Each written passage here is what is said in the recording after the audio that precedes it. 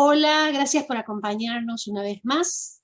Aquí estamos hoy en una entrevista a la doctora María Olimpia Sorrentino. Es un placer contar con su presencia en este diálogo para el área de artes musicales del Instituto de Artes del Espectáculo. Les comento, para quienes no la conocen, que Olimpia Sorrentino es doctora en música por la Universidad Católica Argentina. También en esa universidad hizo la licenciatura en música, especialidad musicología y crítica, y el profesorado superior de música.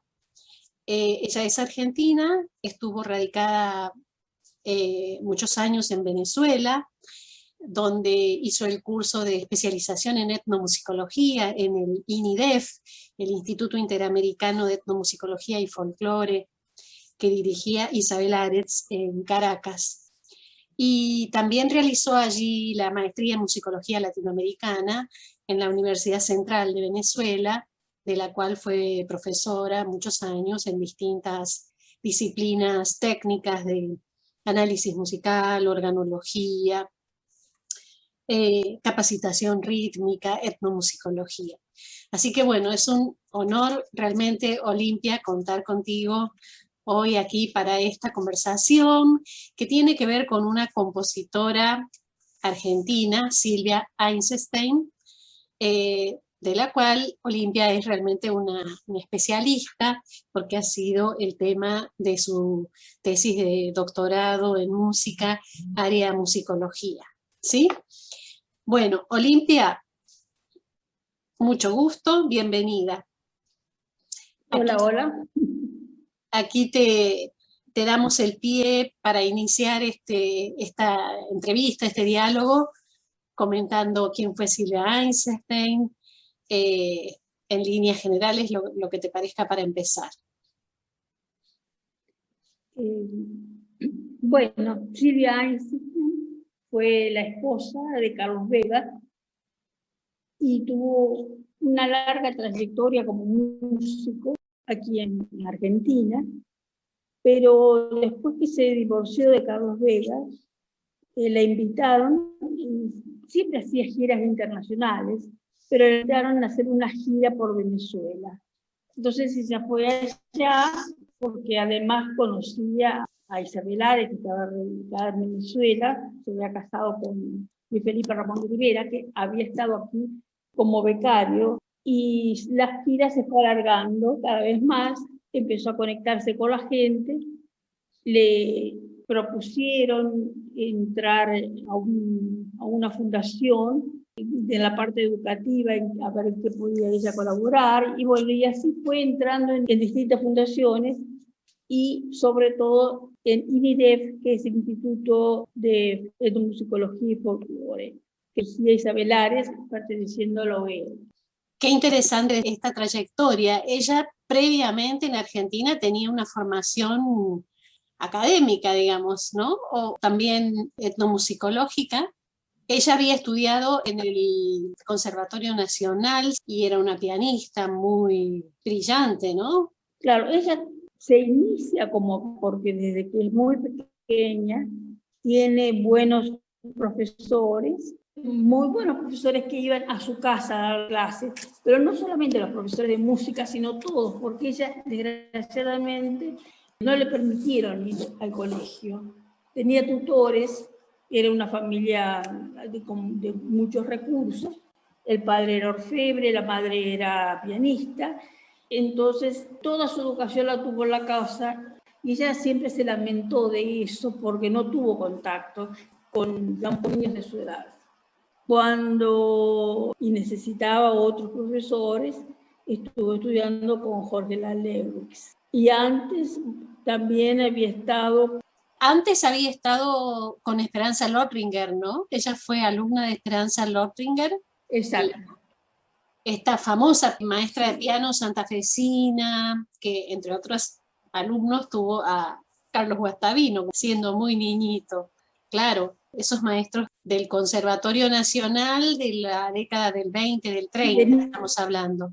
Ella estuvo de niña y empezó casualmente a dar sus primeros actos junto a los alumnos de esta profesora, que vio una de sus obras que se llamaba Los Enanitos. Claro, era una niña todavía, pero desgraciadamente esa obra no la pudimos encontrar. ¿Cómo accede a esos ámbitos de la investigación, Olimpia? Bueno, ya más grande, quiere empezar a trabajar e inicia su trabajo en el Instituto Nacional de Musicología Carlos Vega, donde había también otras personas relevantes dentro de la parte folclórica, y comienza a hacer viajes de investigación con los demás integrantes, o ella y Carlos Vega, o ella sola. Son varios los viajes de investigación que hizo, y entonces ahí comienza a relacionarse mucho con Isabel Ares. También realiza audiciones por radio con Carlos Vega. Primero ponían una música que dentro de su producción se llama característica, donde usa la orquesta que ella dirigía, y después cada una de esas audiciones tenía distintos temas. Algunas veces eran sobre, pongamos, bailes de la provincia de Buenos Aires. En fin, cada una de las audiciones tenían distintos temas. Olimpia, ¿y cómo llegás vos a la producción para piano y tu interés específico ya en delimitar un recorte de la actividad de Silvia Einstein en función de tu tesis doctoral? En eso doy una charla sobre Beruti en la universidad, y una compañera muy amiga me dice: ay, pero mira, Olimpia, tú vas a hacer de Beruti, pero yo te pediría por favor que hicieras sobre Silvia Einstein, porque fue mi gran amiga, y realmente su obra no se conoce. Yo, bueno, pero Adriana, yo tengo decidido esto. No, pero mira, por favor, yo te invito a casa, ven y vas a ver todo lo que tengo de ella. Bueno, cuando fui, me encontré que tenía 3 cajas enormes de manuscritos de Silvia Einstein, y me dice: acá está toda la obra de ella. Fue lo que me dejó, porque a ella le dejó también el piano, en fin, muchas cosas personales. Entonces ya todo me convenció, porque qué mejor que estar al lado de alguien que conocía íntimamente a Silvia Einstein, y además tener todos sus manuscritos, digamos, ahí en la casa, que me los iba a dar. Yo los llevé a mi casa, a todos. Pero claro, ahí me encontré con la sorpresa que tenían como ejemplo.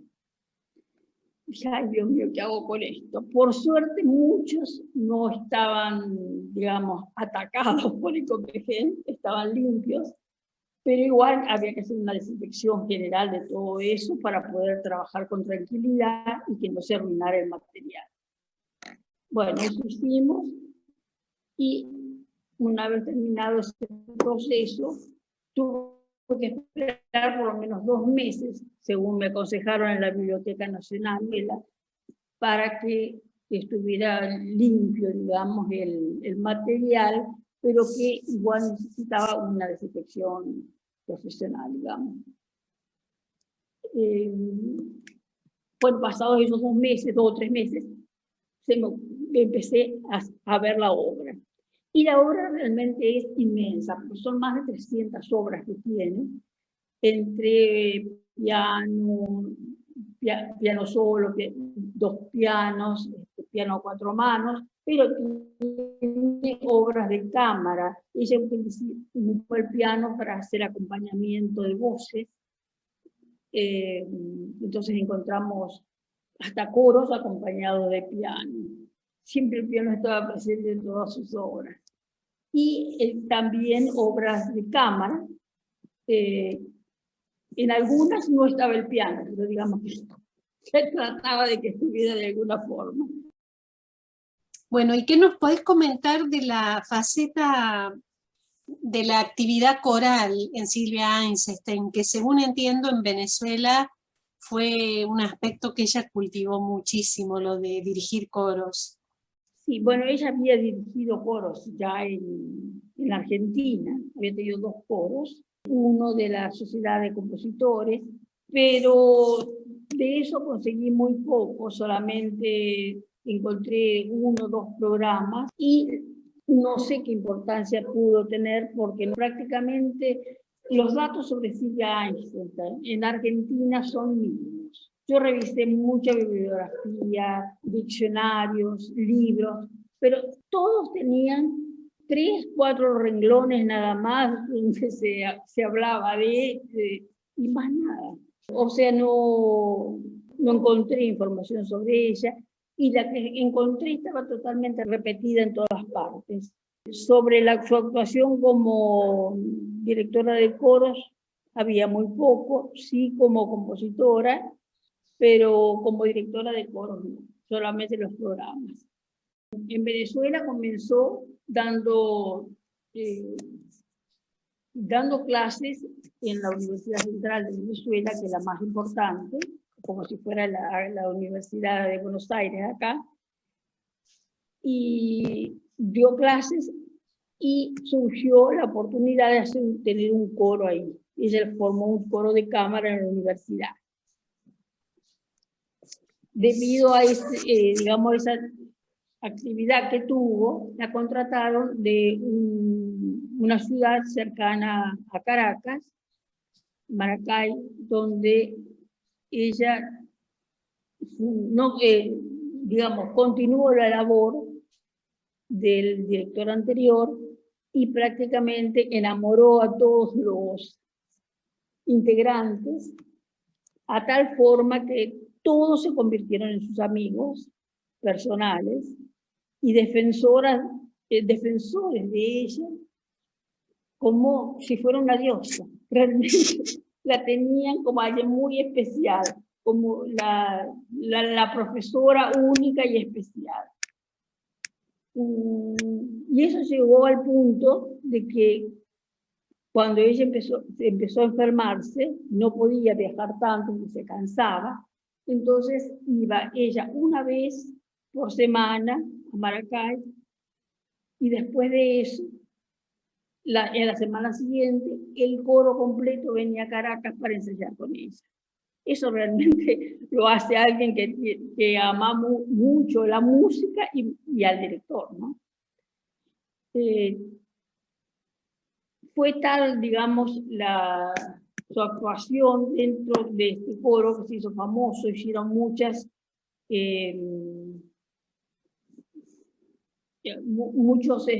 conciertos en todo el país y también salieron de gira. Y estando ella, digamos, ya enferma, la gente empezó a desesperarse porque, bueno, veían que se veía el final y era tal la tristeza que sentían por la enfermedad de ella, que cuando fallece, bueno, hay que decir que ella siguió, digamos, dirigiendo el coro hasta el último momento. Y cuando ella fallece, el coro decide no tener director porque nadie la podía reemplazar. Pero no fue una decisión así fácil, porque estuvieron 2 años sin director. Y fueron algunos a probar y no querían, y no querían, y no querían. Algunos dieron dos ensayos y más nada. Recién a los 2 años se llamó a una persona para que dirigiera, que tampoco no duró mucho tiempo, hasta que al final quedaron con un director definitivo. Pero ella fue para ese coro algo, todos hablan de ella como la maestra, la amiga, la compañera, la música, digamos, que había traído, porque no solamente ella hacía cantar, sino que les daba clases de música a nivel filosófico, digamos. Entonces fue muy, muy importante porque creó un clima totalmente distinto al que tienen los coros comúnmente, que es ir al ensayo, cantar y ya, sino que se convirtió prácticamente en una escuela. Muy interesante esto que comentas. Bueno, y comentanos cómo es su relación con las músicas folclóricas, populares o étnicas de América. ¿Cuánto de esa inmersión que ella había hecho a raíz de sus viajes de campo, desde luego, cuánto de eso se refleja o no en su propia producción como compositora? ¿Cómo es su aproximación, digamos, a las músicas locales? Bueno, ella comenzó, digamos, a escribir como compositora cuando tenía 5 o 6 años. Ella escribía sus pequeñas composiciones de niña. Ese cuadernillo está, pero en este momento está en la casa de Adrián Moraga. No me lo quise dar porque, bueno, era algo muy preciado para Silvia y ella lo quiso tener. Y siguió, digamos, escribiendo. Cuando entra al Instituto Nacional de Musicología, ahí ya decide, se enamora, digamos, de la música folclórica argentina y decide incorporar todo ese acervo musical que existía y que ella misma había recogido, o sus compañeros, decide pasarlos al piano. Este amor, digamos, por la música folclórica se repite cuando llega a Venezuela, ya que se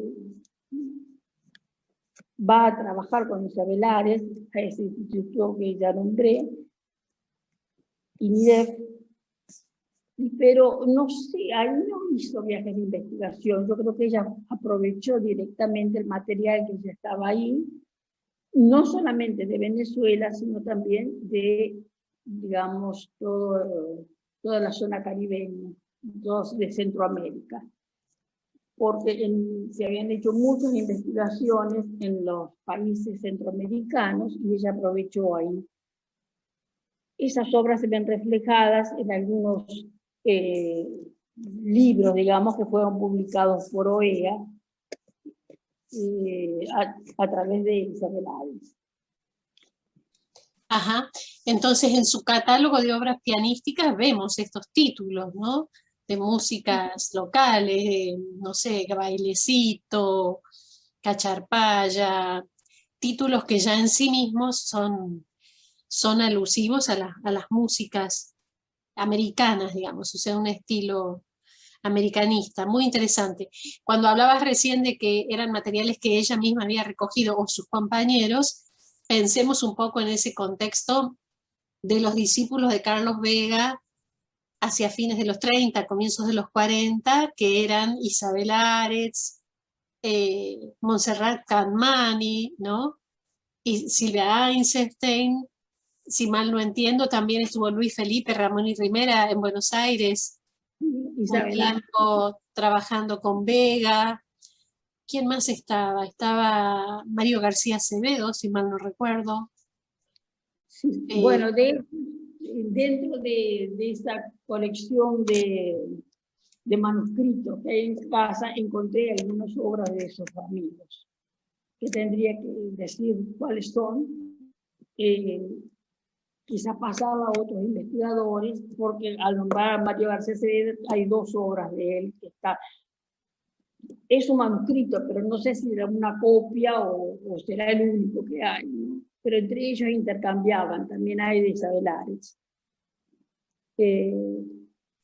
Claro, esa modalidad conjunta que tenían aprendiendo un poco de Vega, de transcribir, recrear, digamos, en función de la presentación de los materiales de campo a través de su propia pluma, digamos, ¿no? Recreando las obras. Eso es muy interesante, como se vio en el primer tiempo. Y en el caso de ella, bueno, el plus que tenía para poder orquestar con esos conocimientos que había adquirido en el Conservatorio Nacional, ¿no? Que la llevan un poco a otra producción con Carlos Vega, Hablanos un poquito de esa otra producción donde está su mano de orquestadora. Sí, bueno, pero me gustaría completar en cuanto a la obra pianística, porque lo que yo pude, digamos, editar son obras totalmente basadas en el folclore argentino. Ella escribió las otras obras que tenía de Venezuela o Centroamérica. Hay una sola de Venezuela, de la cual tiene 2 versiones, que quizás lo hizo por agradecimiento, pues una obra de Felipe Ramón y Rivera. Pero todas las demás obras que están basadas en el folclore centroamericano, digamos, no son para piano solo. Siempre son para voz y piano o para instrumentos de percusión y piano, pero no son para piano solo, por eso están integradas en lo que yo hice. Ahora, en cuanto a su labor como compositora,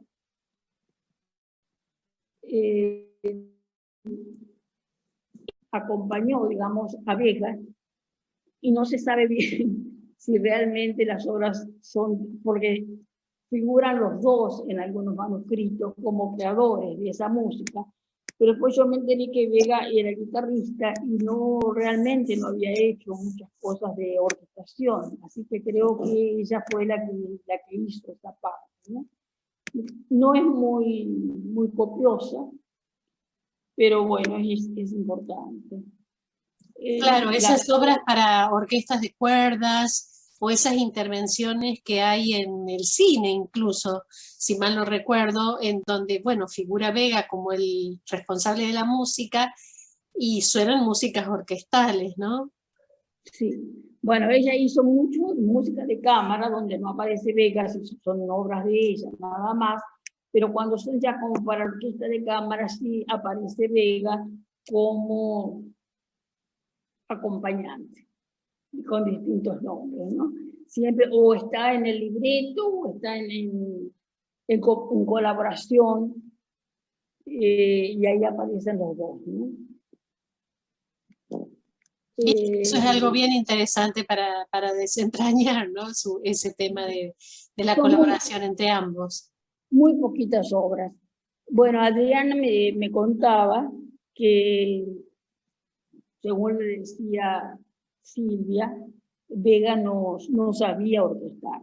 O sea, él lo que hacía era armar, digamos, como una base armónica, como a él le gustaría que sonara eso, ponía, digamos, los acordes y después lo orquestaba Silvia. Es decir, era un trabajo común, pero terminaba haciéndolo ella, digamos, completando el trabajo, ¿no? Claro, un trabajo colaborativo. Comprendo, comprendo. Bien.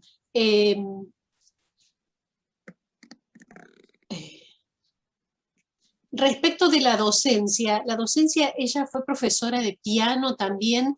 ¿Cuál es ese evento que hay que lleva su nombre, que ahora se me olvida? Porque finalmente, al menos en Venezuela, hay un evento que tiene su nombre, no en Argentina, que realmente no se la nombra prácticamente nunca.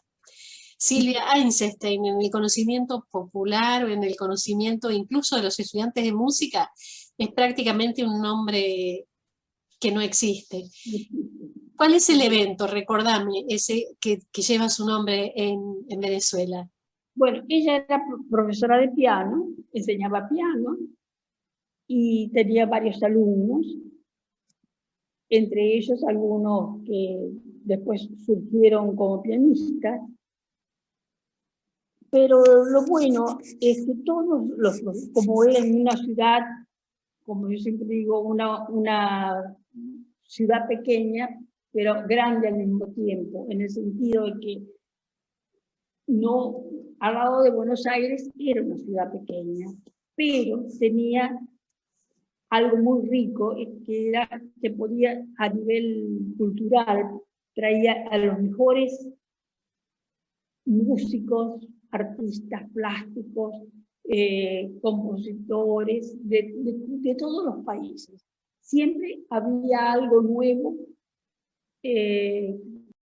Digamos que Venezuela tiene una larga tradición pianística que remonta al siglo XIX, no sé, desde Teresa Carreño, que uno la menciona siempre como la compositora venezolana muy importante, virtuosa, destacada por Luis Moró Gottschalk y esos concertistas del siglo XIX en gira, que influyeron tanto en la música latinoamericana.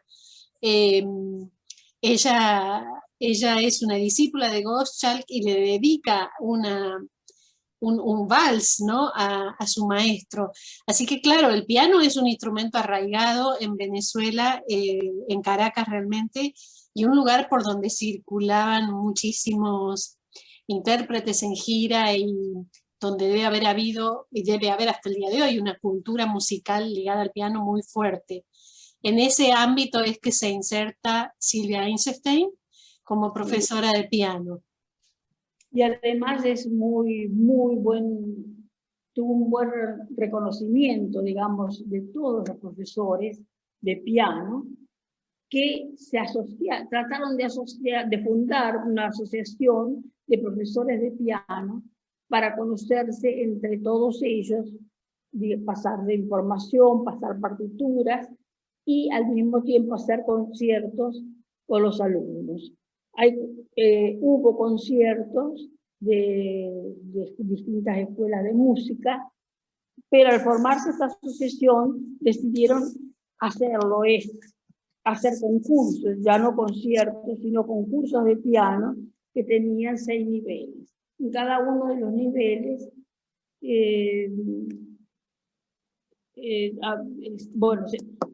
estaban tratando de ver qué obras serían para cada nivel, ¿no? Para eso consultaron también concursos de otros países. Eran varios profesores, 7, 8 profesores, y llega el momento que cuando ya están por sacar a la luz todo esto, Silvia Eisenstein fallece. Entonces dijeron, bueno, ¿qué hacemos? ¿Continuamos? ¿No continuamos? Claro, continuamos, pero vamos a ponerle como nombre al concurso el de Silvia. Entonces es el concurso de Silvia Eisenstein que todavía hasta el presente funciona, ¿no? Bueno, es muy interesante porque entronca un poco la herencia pianística que hay sin duda importantísima en Venezuela desde los tiempos muy anteriores, con la tradición pianística argentina, su maestro Jorge de Lalevix, sus compañeras brillantes también pianistas, entre las cuales estuvo Aidé Lustonó, con quien Silvia Eisenstein tenía una relación de amistad muy estrecha. Y como ella, bueno, al emigrar un poco ha llevado esa escuela argentina de piano a Caracas y a insertarla allá. Sin duda que su prestigio como profesora, como pedagoga del piano, tiene que haber sido importante, porque más allá de la coincidencia de su fallecimiento en ese momento, que el concurso en los años posteriores continúe teniendo su nombre, es algo muy, muy significativo.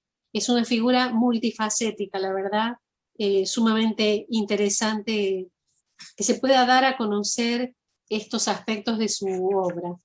Bueno, pero fíjate que es importante que se unen dos cosas en este concurso, porque no solamente es un concurso de piano, su reconocimiento como profesora de piano, sino también su reconocimiento como compositora, porque cada uno de los niveles tienen por obligación que tocar una obra de ella.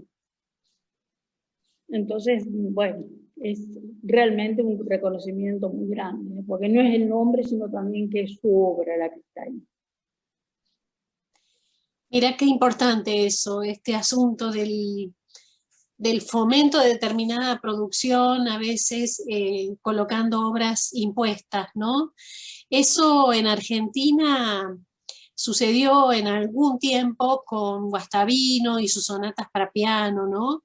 Que han sido obra impuesta sus sonatas para guitarra, que han sido obras impuestas en algunos concursos de guitarristas, la sonata 1, la sonata quizá más conocida de Guastavino. Y pienso también en el caso del concurso María Luisa Anido, que se viene realizando en los últimos tiempos, periódicamente, y que evalúa a los guitarristas en distintos aspectos, pero también en la interpretación de alguna obra de María Luisa Anido para guitarra, y no solamente me refiero a las obras nacionalistas de Anido, sino también obras muy románticas y que son muy comprometidas realmente en el aspecto técnico de la guitarra, que se requiere bastante solvencia técnica y estilística para abordar algunas de esas obras, y bueno, la forma de incluirlas es poniéndolas como obras impuestas en los concursos. Bueno, y te hago una pregunta más también, Olimpia. Respecto de su obra vocal, vos mencionaste que tiene mucha obra para coro y obras y canciones, digamos, para voz y piano. ¿Qué tipo de literatura, qué tipo de poetas ella musicaliza o toma poesías populares? ¿De dónde proceden los textos de sus canciones, por ejemplo? Bueno, como la mayoría de esas obras son de Centroamérica, hay pocas de Argentina también. Ella como que hizo un corte bastante violento. Entonces, son obras, digamos, basadas en el folclore, digamos, de Guatemala, y utiliza las letras que tienen. La mayoría de las letras no tienen autor, porque son folclóricas, pertenecen al pueblo, pero sí tiene uno o dos poetas, de los cuales utilizó uno o dos poemas. Realmente se dedicó más a la parte folclórica. Sería el acervo anónimo, digamos, el cual musicaliza en sus letras. Muy interesante, Olimpia. Bueno, Olimpia, entonces te agradecemos muchísimo la participación. Hemos estado colegas y estudiantes con la doctora María Olimpia Sorrentino en esta entrevista para el canal del Instituto de Artes del Espectáculo. Les agradecemos que estén del otro lado siguiendo nuestra conversación. Y bueno, ha sido un lujo contar con la doctora Olimpia Sorrentino en nuestro ciclo de entrevistas. Bueno, gracias, Silvina, y sobre todo gracias por hacer pública, digamos, la presencia de Silvia Eisenstein en Argentina, porque realmente fue una gran compositora, una gran persona, y a grandes rasgos ha sido prácticamente olvidada por todo el mundo, porque yo he hablado con músicos y no saben quién es, ni siquiera por ser la esposa o haber sido la esposa de Carlos Vega. Entonces creo que es muy importante recordarla y valorarla, digamos, en su justa medida. Si cualquiera de ustedes busca en un diccionario de música argentina, van a ver que prácticamente le dedican 4 o 5 palabras. Muy bien, esperemos que eso vaya dando espacio a mayor conocimiento y a una divulgación mayor del conocimiento, Olimpia. Muchas gracias, muy amable. Okay.